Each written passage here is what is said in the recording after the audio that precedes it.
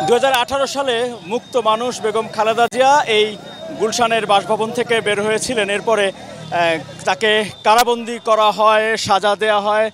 তারপর নানা ঘটনা, তিনি গুরুতর অসুস্থ হয়ে যান এবং এরপরে কয়েক দফা এভার কেয়ার হাসপাতালে তিনি চিকিৎসা নেন এবং আজকে উনি এই ফিরোজাতে ফিরছেন একেবারে মুক্ত মানুষ হিসেবে, মুক্ত খালেদা জিয়া হিসেবে।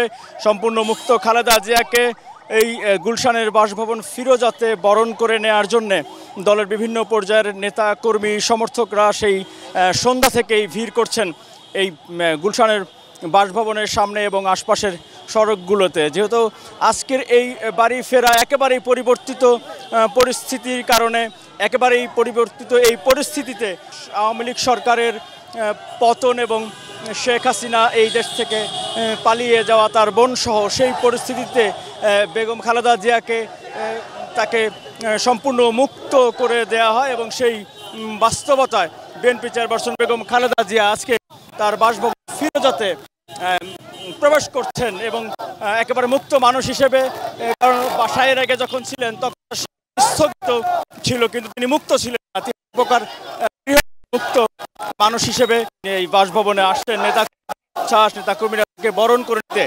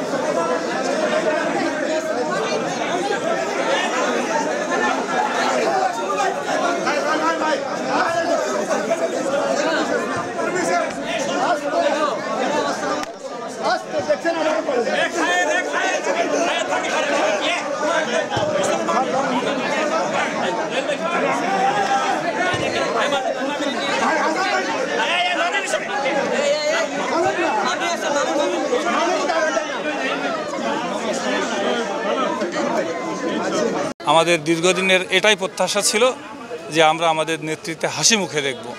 আমাদের আশা ইনশাল্লাহ পূর্ণ হয়েছে। যারা ওনাকে বন্দি রেখে চিকিৎসাহীন অবস্থায় মানবতা লঙ্ঘন করে চিকিৎসা সেবা দেয় তারা আজকে দেশ ছাড়া, খালেদা জিয়া মুক্ত। এটাই আমাদের সবচেয়ে আনন্দ, সবচেয়ে বড় তৃপ্তি। মানুষের স্বাধীনতা হরণ করছে, এখন বাংলাদেশের মানুষও মুক্ত, আমরাও মুক্ত, সবাই মুক্ত, নিঃশ্বাস নিস্তি মুক্ত পৃথিবীর মতো।